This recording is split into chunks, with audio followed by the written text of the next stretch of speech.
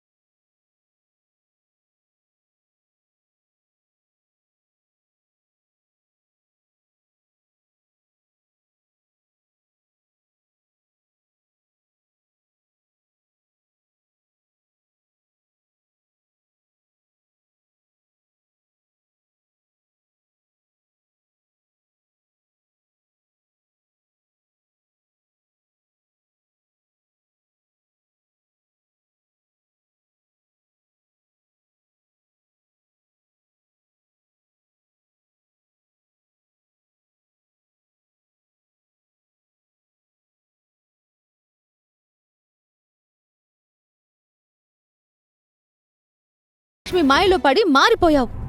నీకు వాస్తవాలు అర్థం కావడం లేదు. నేను కాదు, నువ్వు నిజం తెలుసుకోలేకపోతున్నావు. నీకు డాన్స్ రాదు, అది తెలిసి పోటీ కొప్పుకున్నావు. అటు ప్రీతి, ఉషాలు ప్రొఫెషనల్ డాన్సర్స్. తమ డాన్స్ ని ఇంకా ఇంప్రూవ్ చేసుకోవడానికి ఒక పెద్ద డాన్స్ మాస్టర్ని కలవడానికి వెళ్లారు. వజ్రానికి సాన పట్టినట్టుగా వాళ్ళు ఆ డాన్స్ మాస్టర్ సహాయంతో తమ నాట్యాన్ని ఇంకా మెరుగుపరుచుకుంటారు. ఇక నువ్వేమో ఇంట్లోనే పాటలు పెట్టుకుని తై తై దిద్దితాయి అంటూ తైతక్కలాడుతూ ఉన్నావు. పులిని చూసి నక్క వాతలు పెట్టుకున్నట్టు దసరా వేషాలేసుకునే నీకెందుకే డాన్సులు, పోటీలు, పందాలు? మళ్ళీ నా కోసమే ఇదంతా చేస్తున్నానని కవరింగ్ చేస్తున్నావు. ఇది నువ్వు నా కోసం చేసే సహకారం కాదు, నీ అహంకారం అని నాకు అర్థమైంది. పోటీలో ఓడిపోయాక నీకు అర్థమవుతుందిలే. అప్పుడు ఏడుస్తూ ఈ ఇంట్లోంచి బయటికి వెళ్తావు కదా, అప్పుడు ఇంకా బాగా అర్థమవుతుంది. అమ్మా నాన్నల మీద ఓట్టేసి చెప్తున్నానక్క, నేను ఓడిపోను. మహాలక్ష్మి గారి సాక్షిగా చెప్తున్నాను, నువ్వు గెలవలేవు. మన అమ్మా నాన్నల కంటే మహాలక్ష్మి గారు ఎక్కువ కాదు. ఆవిడ్ని తక్కువ చేయడం నీ అజ్ఞానం. ఆవిడ్ని కాదని గెలవాలనుకోవడం నీ మూర్ఖత్వం. ఆవిడ గట్స్ ముందు నువ్వు గడ్డిపోచుతో సమానం. ఆ గడ్డి పోచలే మదగజాన్ని కూడా బంధిస్తాయని మర్చిపోకు. మాటలు చెప్పడం చాలా సులభమే, డాన్స్ చేసి గెలవడం అంత ఈజీ కాదు. ఓడిపోవడానికి రెడీగా ఉండు. ప్రీతి, ఉషలకు ఆల్రెడీ డాన్స్ వచ్చుండొచ్చు. ఇంకా బాగా డాన్స్ చేయడానికి మాస్టర్ని కలవచ్చు, ఇంకేదైనా చేయొచ్చు. కానీ చివరికి గెలిచేది నేనే. ఎలా గెలుస్తావే? నా పోరాటంలో న్యాయం ఉంది కాబట్టి గెలుపు నాదే. నిన్ను గెలిపించేది న్యాయం కాదు, నాట్యం. అది నీకు రాదు, నువ్వు గెలవలేవు.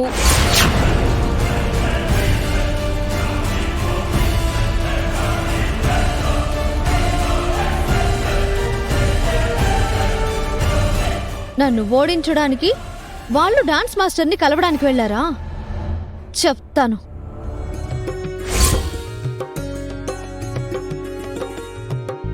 ఎక్కడ మీ గురువుగారు? అదిగో అక్కడున్నారు.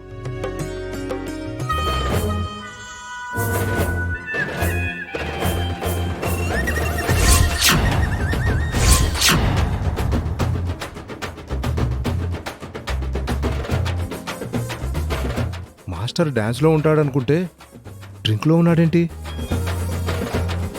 అసలు ఈయన డాన్సరా, డ్రింకరా? నువ్వు ఇతని గురించి పూర్తిగా తెలుసుకున్నావా మహా? గురువుగారు, గురువుగారు, మిమ్మల్ని కలవడానికి ఎవరో వచ్చారు. పద.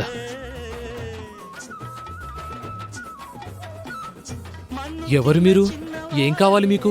భరతనాట్యం నేర్పించాలి. ఈ వయసులో మీరు నాట్యం నేర్చుకోవడం చాలా కష్టం. మీ కాళ్ళు చేతులు సరిగ్గా వంగవు. వెళ్ళి ఇంకేదైనా నేర్చుకోండి.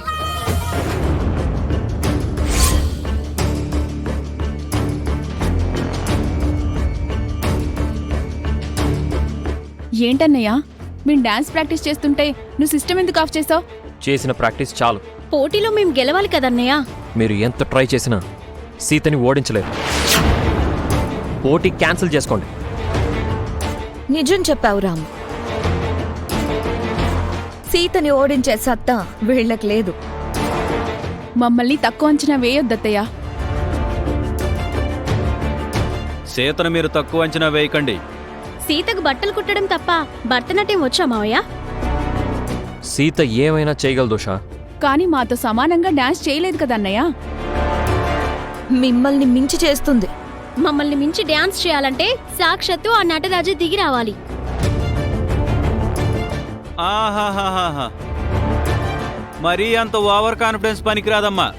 మీరు తెలివిగా మా కాన్ఫిడెన్స్ ని దెబ్బతీసి సీతని గెలిపించుకోవాలనుకుంటున్నారేమో, మాకంతా అర్థమైంది.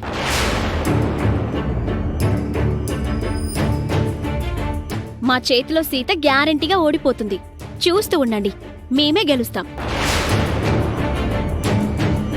ఇవ్వన్నయ్యా.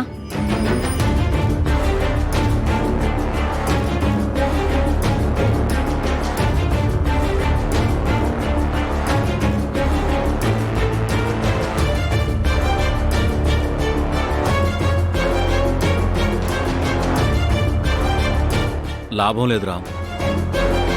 వీళ్ళు ఈ రేంజ్లో ప్రాక్టీస్ చేస్తే సీత ఓడిపోవడం ఖాయం. అది నాకు అర్థమవుతుంది మావయ్య. అందుకే వాళ్ళ ప్రాక్టీస్ ఆపాలని చూశాను. వీళ్ళ ప్రాక్టీస్కి తోడు వీళ్ళ డాన్స్ని ఇంప్రూవ్ చేయడానికి డాన్స్ మాస్టర్ని పిలవబోతున్నారంట. మాస్టర్ వస్తే సీత ఓడిపోవడం పక్కా అవుతుంది. నేను కూడా అదే ఆలోచిస్తున్నాను అత్తయ్య. ఈ పోటీ వద్దని చెప్తుంటే సీత కూడా వినడం లేదు. సీతకు మేం కూడా చెప్పు చూసాం రామ్, కాని తను పంతం పట్టింది. సీతకి అంత పట్టుదల ఎందుకో నాకు అర్థం కావట్లేదు. ఎందుకంటే సీత ఈ పోటీలో గెలిస్తే ఏంటత్తయ్య ఏదో చెప్పబోయి ఆగిపోయో? ఏం లేదు రామ్, సీత గెలవాలనే కోరుకుంటున్నాను. సీత ఓడిపోతే ఈ ఇంటి నుంచి శాశ్వతంగా వెళ్ళిపోవాలి రామ్. ఆ విషయం నీతో ఎలా చెప్పేది?